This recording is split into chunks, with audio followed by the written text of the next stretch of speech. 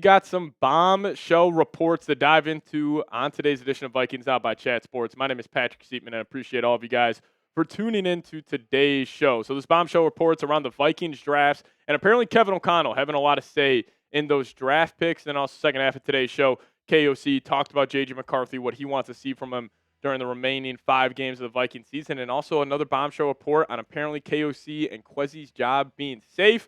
I got a lot to say on this, but let's just talk about this new report coming out there per multiple sources, as they are saying that Kevin O'Connell has had a massive say in drafts for the past couple of years per sources. Now, this is no shocker to me. Like, we knew this, and I think it would be naive to say that KOC did not have a huge hand in the picks that the Vikings have made over the last couple of years, because we understand Kevin O'Connell is the most influential. He is the most important person, player, coach in the Vikings organization by far. His camp, his representatives put out that BS report before the Week 18 game against the Detroit Lions, saying pretty much if he didn't get that contract extension, he could be traded. And I think it would be completely naive to say KOC does not have a say in Vikings personnel decisions. If you think Quezzy is just going AWOL and he is just going rogue in a lot of the Vikings draft picks, you're naive to say that. This man right here, if I had to go pie chart of blame on why the Vikings are 4-8 this season,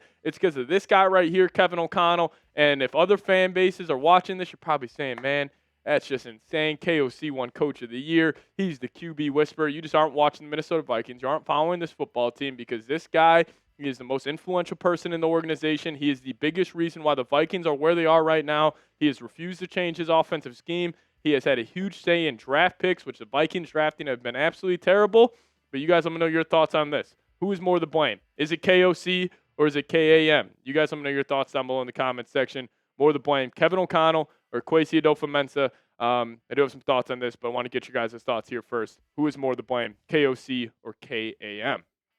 Now, I do still believe that Quezzy deserves more blame than Kevin O'Connell, but also a lot of these Quezzy draft picks, like the coaching staff just hasn't developed them whatsoever, and that's on the head coach, and that's on the staff that he created, and we have just not seen any of Quezzy's draft picks develop whatsoever. Now, is it on Quezzy? 100%. He deserves a ton of blame. I think he should be gone as the Minnesota Vikings GM. He should have been fired Monday after the Seahawks game. When you go to Seattle and you get shut out for the first time since 2007 in this organization, and the fact that nobody was fired, that's not even on the head coach, that's not on the GM, that's on the ownership for just being okay with being mediocre, having no major changes. But this guy, he needs to go. But also, Quezzy might have hit on this guy. Ed Ingram this year has been absolutely fantastic.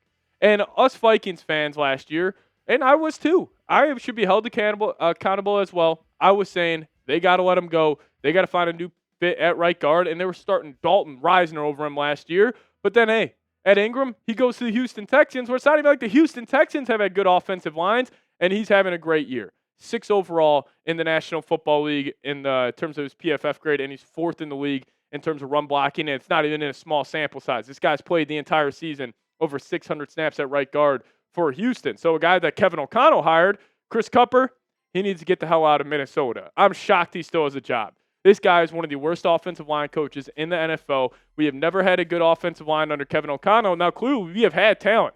Like, we have had Darrisaw. We have had Brian O'Neill. We've had a guy like Ed Ingram. We have had players who are quality NFL starters, but still the offensive line, it's a continuity position. It's a chemistry position. It still hasn't been good enough. Now, even this guy, Garrett Bradbury, it's not like he's been having a great year for New England, but he's a starting center on a team that is about to be the number 1 seed in the AFC.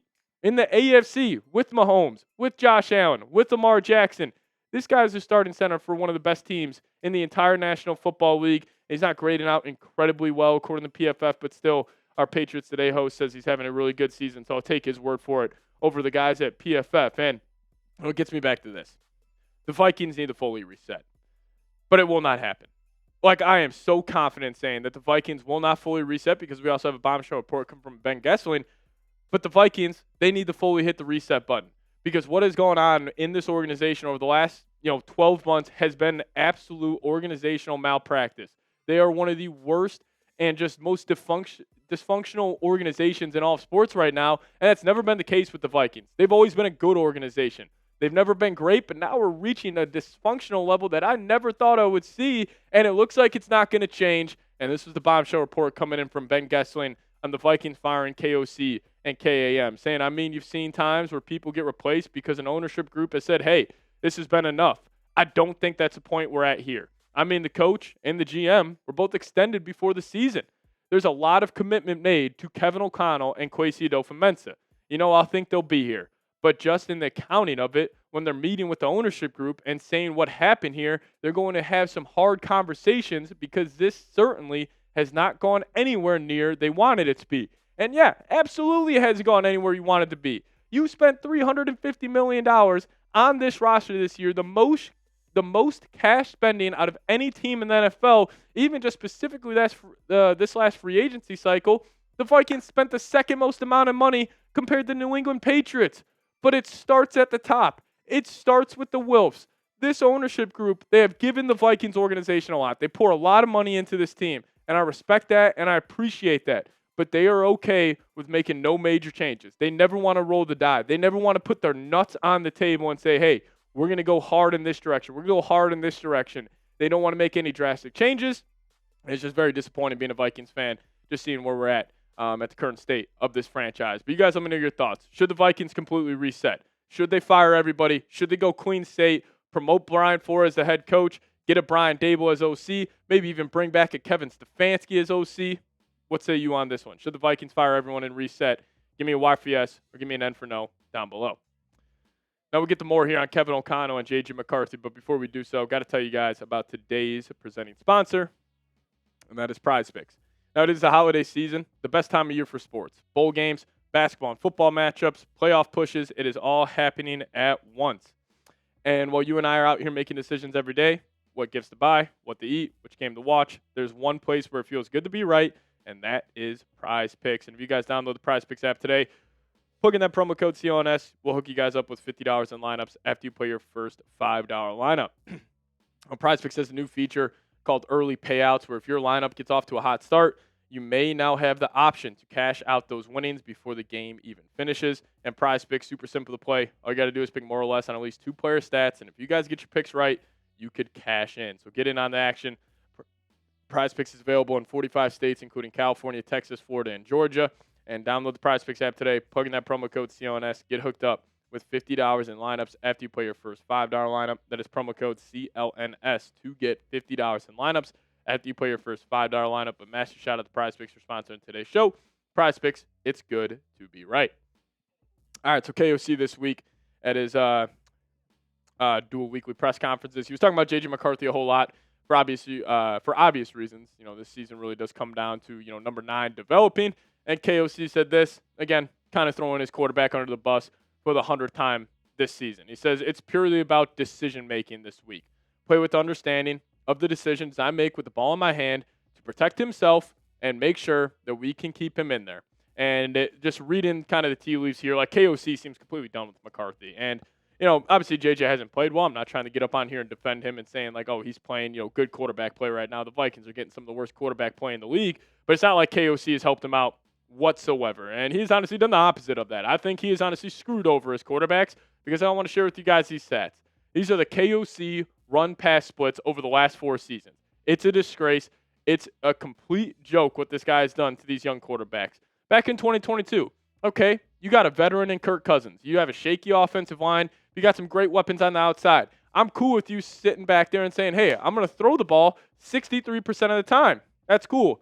Did the same in 2023. So to change his philosophy a little bit in 2024, only passing the ball 58% of the time. But the fact that this, and I understand it is only 1% more than what it was in 2024, but the fact that there is an increase here from 24 to 25 is on that guy at the top of your screen right now, Kevin O'Connell. You are passing the football 59% of the time this year. That's one of the highest rates in the league. It is a joke because you have a young quarterback trying to develop. You're not making his life easier, and we've seen other head coaches. Ben Johnson, his quarterback Caleb Williams has not been good this season. But what does he do? He says, I'm going to run the ball over and over again. I'm going to get him some easy looks. Caleb Williams has a worse adjusted completion percentage this year than J.J. McCarthy. But Ben Johnson's winning games, so there's no excuse. Because Kevin O'Connell, He refused to change his offensive identity with a rookie quarterback.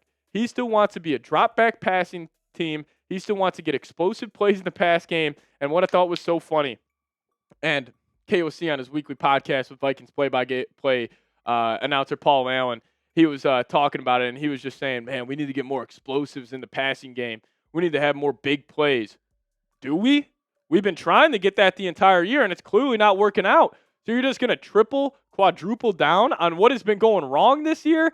It is just complete lack of self-awareness from the head coach, and this is just a bad marriage. Because if Kevin O'Connell's not going to change and the quarterback play is not going to change, then somebody needs to go. And I promise you this, because that report we got from Ben Gessling, it won't be Kevin O'Connell, and I'm convinced J.J. McCarthy won't play next year. They're going to kick the tires on a guy who they spent the 10th overall pick on and just chalk it up. Oh, it's all JJ's fault. Oh, it's all Max Brosmer's fault. It's not Kevin O'Connell's fault, even though he is the common denominator here, and he needs to go. He needs to get fired because I promise you this, with where this Vikings organization is at, we are at a turning point right now in the franchise. They're going to choose. Is it completely on the 22-year-old quarterback and the UDFA quarterback, or is it on the head coach? They're going to choose the quarterback, and I promise you, they're going to go out there this offseason. They're going to trade for Mac Jones. They're going to win 10 games next year, and they're going to lose in the first round of the playoffs because you cannot win playoff games if you are a soft football team, if you don't have a run game, and that's the Kevin O'Connell way. You're soft. You don't run the ball. You like explosive plays in the passing game. And yeah, that's cool for winning games in September, October, November, even some games in December. But January football rolls around, and if you got to go into Chicago, if you got to go in the Lambeau Field when it's below freezing out, and you want to trust your young quarterback to throw the ball 35 times a game, it's a recipe for disaster. He needs to be held accountable. It's not going to happen. It's all sunshine and rainbows in Vikings land right now. The Wilfs, they're still making money. They don't care. They believe in Kevin O'Connell. They believe in Kwesi Adofo-Mensah, and it's a disgrace, and I'm just kind of getting sick and tired of it. And he should go. Should promote Brian Flores, because the one thing about Flores that I do respect about his side of the football this year, those guys haven't quit. They've still been playing hard. But KOC's offense, they've tapped out.